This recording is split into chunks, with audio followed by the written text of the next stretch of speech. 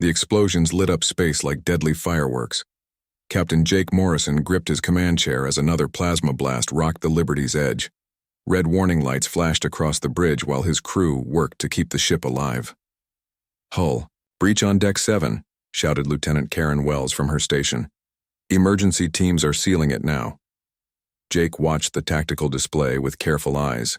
30 human ships faced off against 80 alien vessels from the Vorthan Empire. The numbers looked bad, but everything was going exactly as planned. The aliens had no idea they were watching a show. "Captain, the Defiance is taking heavy fire," reported his communications officer. "They're requesting permission to break off." "Tell Captain Rodriguez to hold his position for 2 more minutes," Jake ordered. "Then all ships are cleared to retreat. Admiral." Zex Thara watched the battle from his massive flagship 300 kilometers away. The Vorthon commander felt satisfaction as he saw the human fleet falling apart. These strange new creatures had dared to challenge the mighty Vorthon Empire, and now they would pay the price. "Sir, the humans are breaking formation," his tactical officer announced. "Their lead ships are turning away from the fight." "Excellent," Zex Thara said with pleasure. "Continue the assault. Do not let a single human ship escape undamaged." Back on the Liberty's edge, Jake received the signal he had been waiting for. Colonel Lisa Martinez, hidden deep underground on the planet below, sent a single coded message. "Phase 1 complete. Package delivered. All ships, begin retreat pattern. 7, Jake announced over the fleet channel. "Repeat. Retreat pattern 7 is now in effect." The human ships started to fall back, but not in panic. Each vessel followed a careful plan that made their retreat look desperate while keeping them in formation. They fired back at the aliens as they ran, but their shots seemed to miss more often than they hit. The Defiance took a direct hit to her engines and began to drift. Captain Rodriguez sent out a distress call that sounded real enough to fool anyone listening. In reality, his ship was only playing dead while her crew prepared for the next phase of the operation. "The humans are running like scared animals," General Crixmole reported from the planet's surface. "My ground forces have secured all major settlements. There is no sign of organized resistance." What the Vorthon general did not know was that Colonel Lisa Martinez and her team had spent the last 3 months digging a network of tunnels beneath the main alien base. They had used mining equipment to carve out hidden chambers and storage areas right under the enemy's feet. Admiral Zexathera smiled as he watched the last human ships jump to hyperspace. "Signal all units. The battle is won. Begin occupation. Procedures." Jake Morrison's ship was one of the last to leave. As the Liberty's edge prepared to jump away, he took one final look at the planet below. Soon, the real fight would begin. The jump to hyperspace was rough, as it was supposed to be.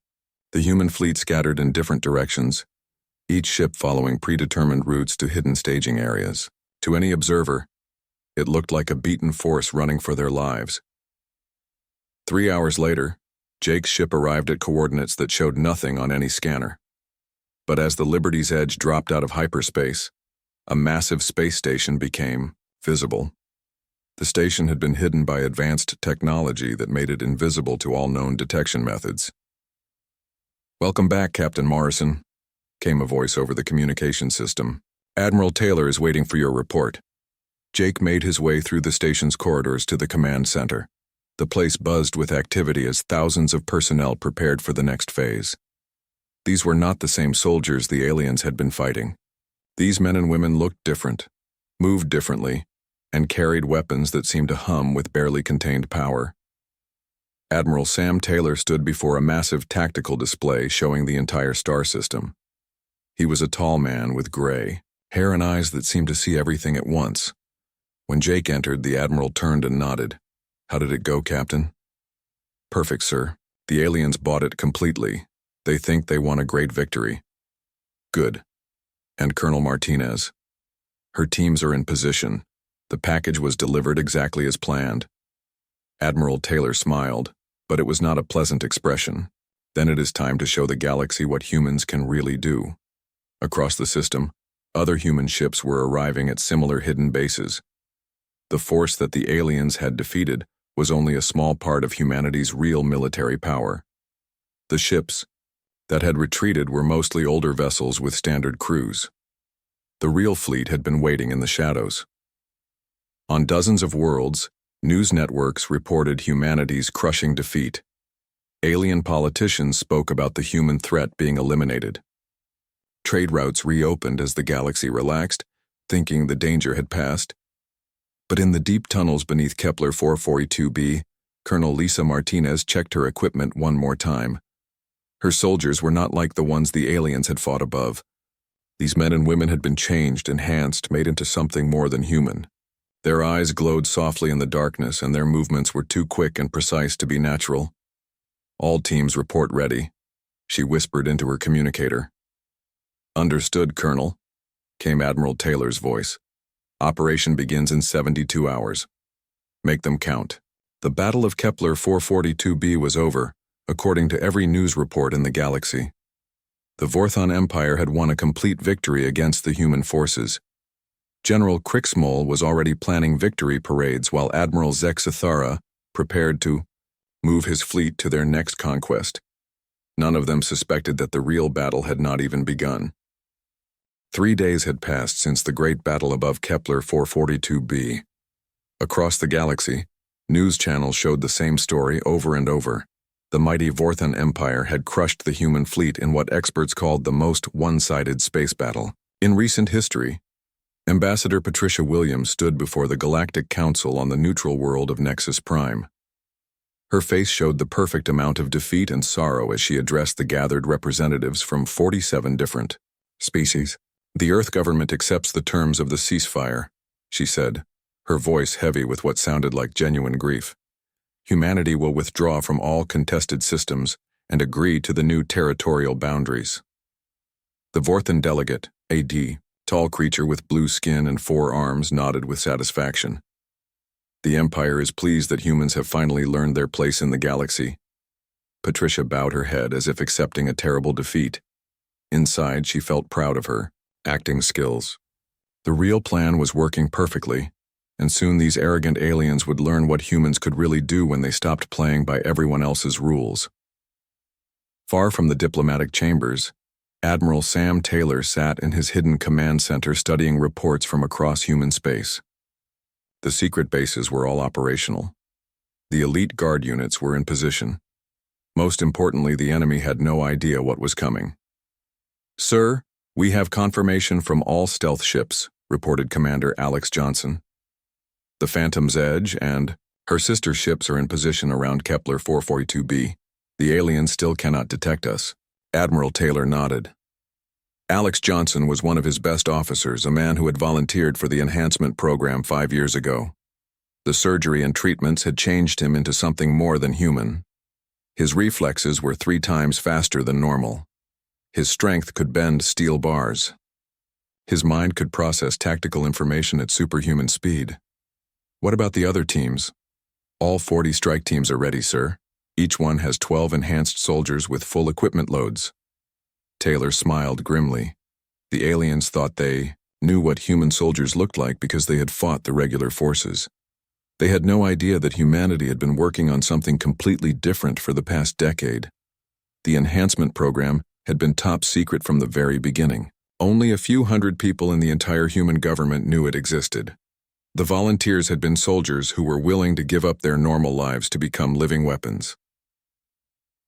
Lieutenant Sophie Davis monitored alien communications from her station aboard the Phantom's Edge. Her enhanced hearing could pick up radio signals that normal humans could never detect. Her modified brain could translate alien languages in real time without using computers. "The Vorthons are getting comfortable down there," she reported to her commander. "They have started mining operations in 6 different locations. Security. Patrols are running on a regular schedule. They think the danger is over." Commander Johnson studied the tactical display. The Vorthon ground forces had spread out across the planet to begin harvesting the rare minerals that made Kepler 442b so valuable. This was exactly what the human planners had hoped would happen.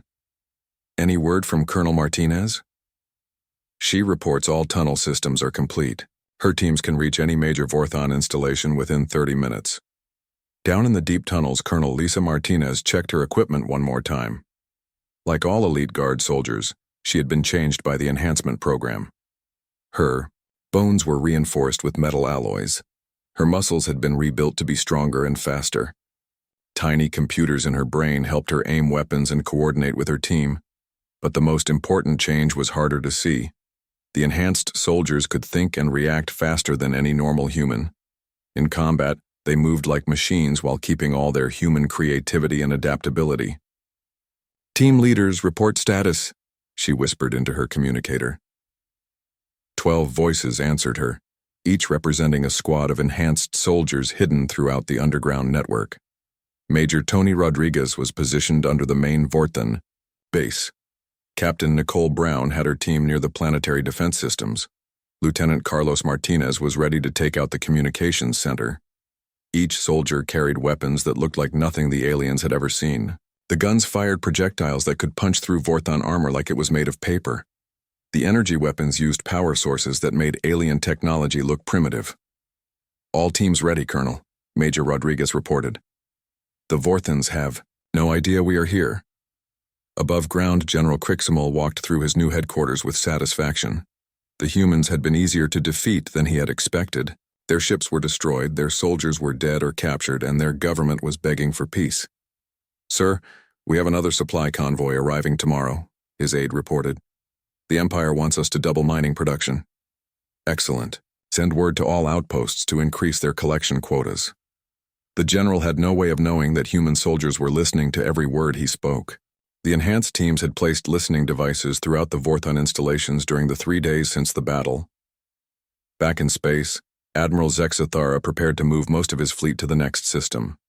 The humans were beaten, and the Empire had other worlds to conquer. He would leave behind just enough ships to protect the mining operation.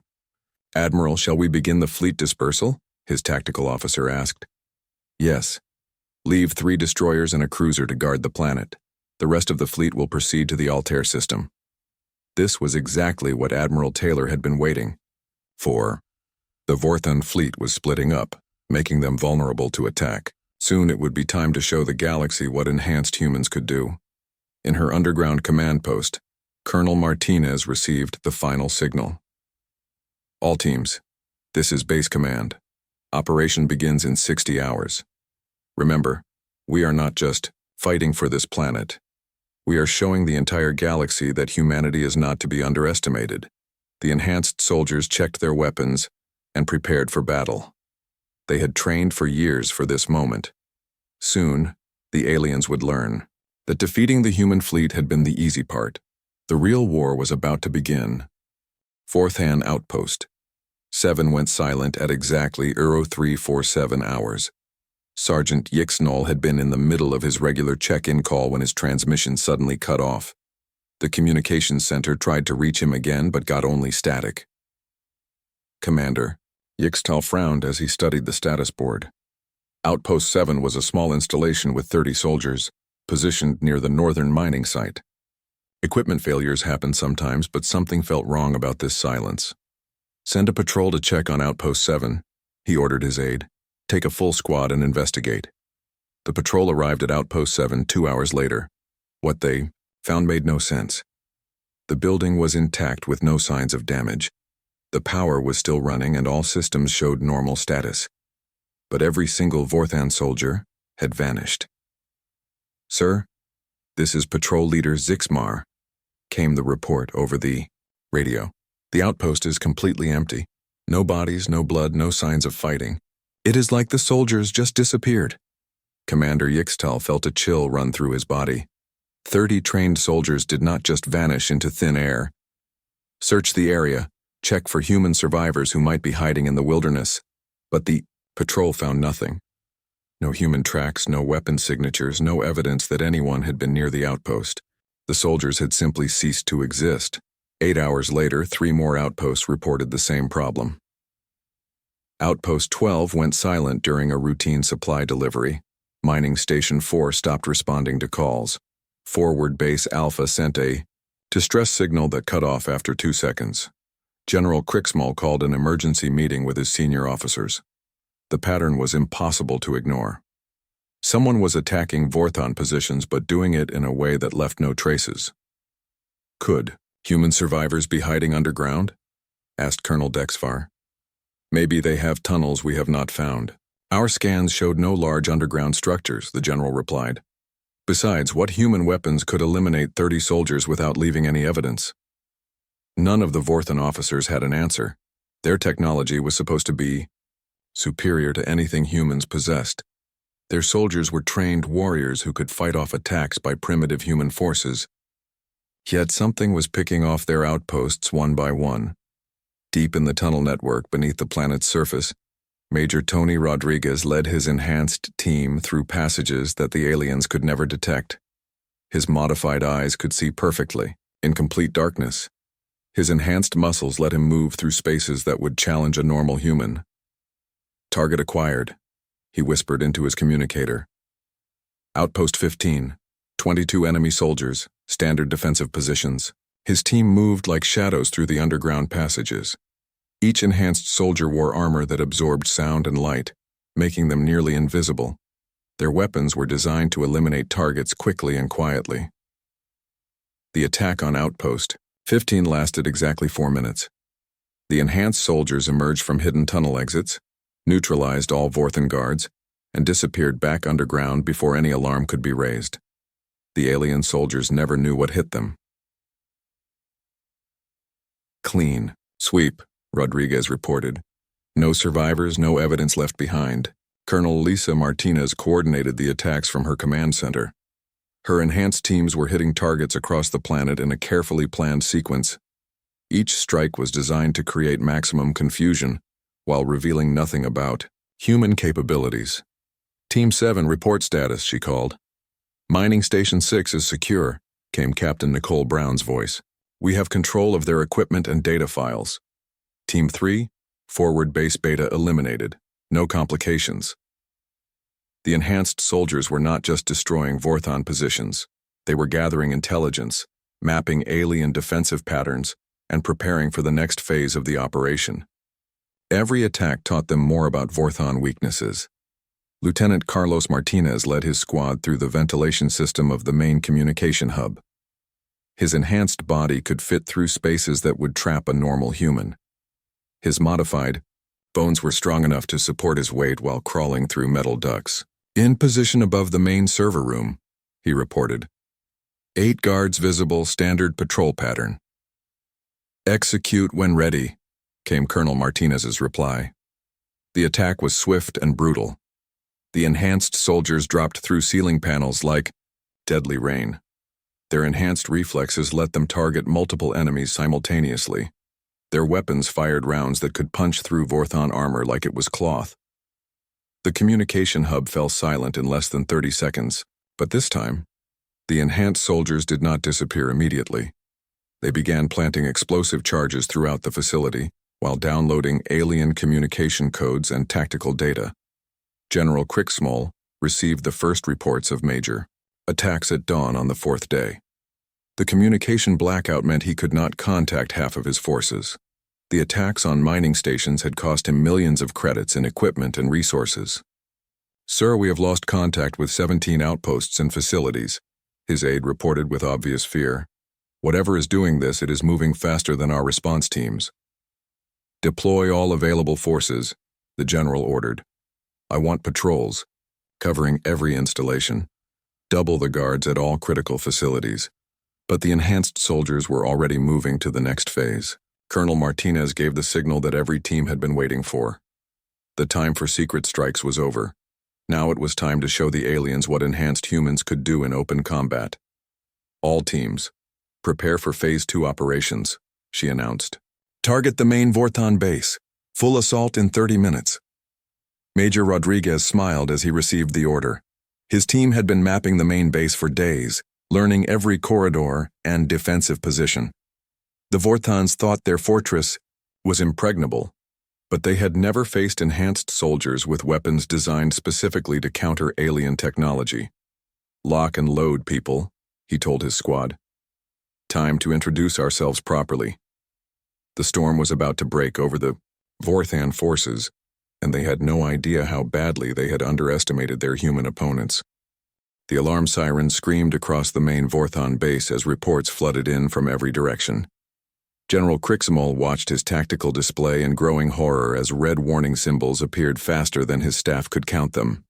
"Sir, we have confirmed attacks on Mining Station 1, Forward Base Delta and Communication Hub 7, his aide reported with panic in his voice. "The attackers are moving too fast for our response teams." "Who is attacking us?" the general demanded. "Where are they coming from?" "Unknown, sir.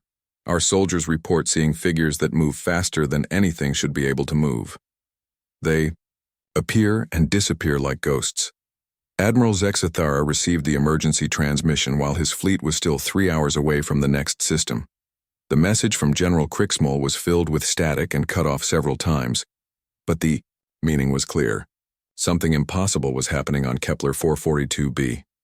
"Turn the fleet around," he ordered his navigator. "Maximum speed back to the planet." "Sir, what about our orders to secure the Altair system?" "The Altair system can wait. If we lose Kepler 442b, the Empire will have our heads." Major Tony Rodriguez led his enhanced team through the corridors of Vorthon Command Center Alpha. His modified eyes could see in complete darkness, while his enhanced hearing picked up every sound the alien guards made. His team moved in perfect coordination, each soldier knowing exactly where the others were without needing to speak. "Contact front," whispered Sergeant Kevin Clark as 3 Vorthon soldiers rounded the corner ahead. The aliens saw human figures moving toward them and raised their weapons, but the enhanced soldiers moved faster than the aliens could react. Kevin's enhanced muscles let him cross 20 meters in less than 2 seconds. His reinforced fist punched through Vorthon armor like it was made of paper. "Corridor secured," he reported as the alien guards fell. No alarms triggered. The enhanced soldiers continued deeper into the base. Their mission was to capture General Crixmole alive if possible, but eliminating Vorthon command structure was the priority. Every alien officer they removed would make the final phase easier. Outside the base, Captain Nicole Brown positioned her team around the main power station. Her enhanced vision could see heat signatures through walls, showing her exactly where the guards were positioned. "Thermal scan complete," she reported. 12 guards in the main control room, 6 more in the backup systems area. "Execute the plan," came Colonel Martinez's voice through her earpiece. Nicole's team struck from multiple directions simultaneously. Private Amanda Scott fired her rail rifle through the building's outer wall. The projectile punched through 3 feet of reinforced concrete and eliminated 2 guards before they knew they were under attack. Corporal Ben Turner used his plasma sword to cut a hole in the roof. The blade sliced through metal and ceramic, like it was soft cheese. He dropped into the control room and began eliminating targets while the alien guards were still trying to figure out what was happening. "Power station secured," Nicole reported. "Beginning shutdown of defensive systems." The lights went out across half the Vorthon base as the enhanced soldiers took control of the power grid. Emergency lighting kicked in, but the base's defensive weapons and sensor arrays began failing one by one. General Crixmole felt terror creeping into his mind as he realized his fortress was being torn apart from the inside. His soldiers were trained warriors, but they were falling to attackers who seemed to ignore the basic laws of physics. "Sir, the humans are in Section 7, reported Colonel Dexvar. "Our forces cannot stop them. They move too fast and hit too hard. Impossible. Human soldiers cannot be that strong." "These are not the same humans we fought in space, General. Something is different about them." Major Rodriguez reached the command center's outer doors. The enhanced soldiers had fought through 3 levels of security without losing a single team member. The aliens had better weapons and more soldiers, but they were fighting an enemy they could not understand.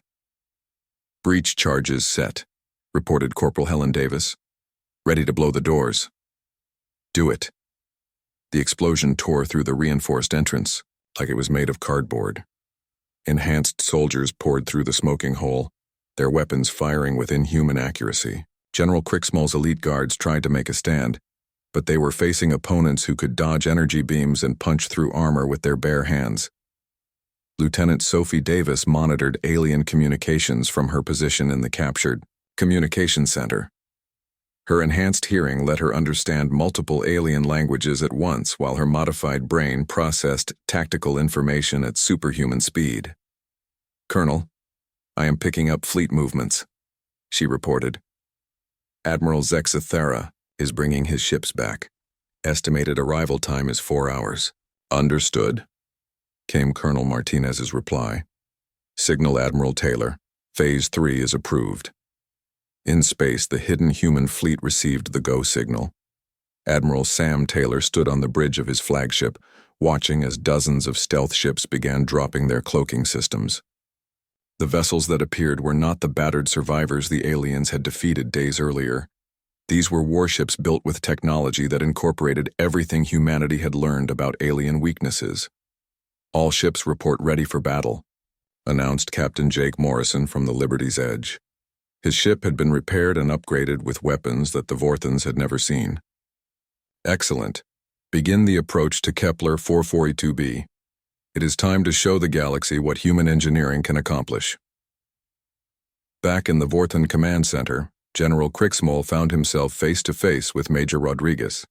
The enhanced soldier stood, over 2 meters tall, his eyes glowing with cybernetic implants, his armor covered in systems that hummed with barely contained power. Surrender, Rodriguez said in perfect Vorthon. Your base is taken, your communications are cut, and your fleet is about to face forces you cannot imagine. The general looked at this impossible human soldier and realized that everything his species thought they knew about humanity had been wrong. These were not the primitive creatures they had been fighting. These were something new, something designed specifically to hunt aliens like himself. What are you? He whispered. We are what humans become when we stop playing by your rules, Rodriguez replied. And we are just the beginning. The enhanced soldiers had taken the main Vorthon base in less than 18 hours. Now the real battle was about to begin as Admiral Taylor's fleet prepared to show the returning aliens what human technology could do when it was designed for war instead of show. Admiral Zexathera's fleet dropped out of hyperspace expecting to find his forces in control of Kepler 442b. Instead, his sensors immediately detected dozens of human warships in perfect battle formation around the planet. These were not the damaged vessels that had retreated 4 days earlier. These ships looked deadly and ready for war. Sir, I am reading 43 human vessels, his tactical officer reported with obvious confusion.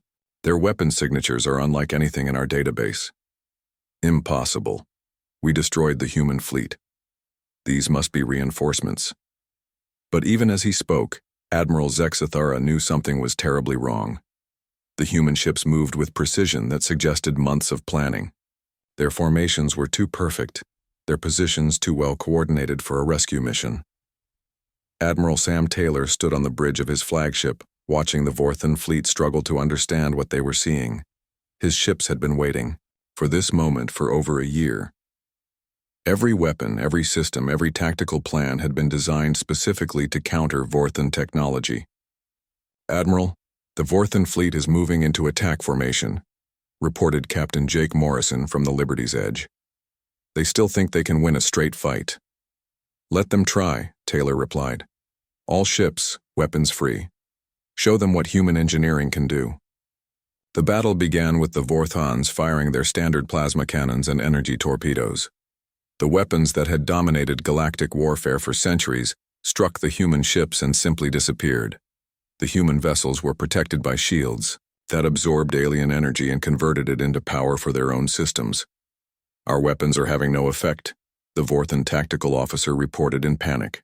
Their shields are absorbing everything we fire at them. Increase power to maximum. Focus all fire on their flagship. But the concentrated fire only made the human shield stronger. Admiral Taylor smiled as his ship's power levels increased. With every alien shot that hit them, the Vorthans were literally charging his weapons for him. Return fire, he ordered. The human ships opened up with weapons the aliens had never seen. Kinetic projectiles moving at incredible speeds punched through Vorthan shields like they were made of paper. Plasma beams cut enemy vessels in half with surgical precision. Energy weapons that seemed to ignore the laws of physics turned alien armor into dust. Sir, we have lost 6 ships in the first exchange, the Vorthan officer reported with terror in his voice. The human weapons are cutting through our defenses like they do not exist. Admiral Zexathera watched his fleet being systematically destroyed by forces that should not have been possible. The humans were not just winning, they were demonstrating complete technological superiority over the mighty Vorthan Empire. On the planet's surface, the last Vorthan strongholds surrendered as enhanced. Soldiers completed their mission. Colonel Lisa Martinez stood in the captured command center watching the space battle through stolen alien sensors. All ground forces secured, she reported to Admiral Taylor. Planet is under human control.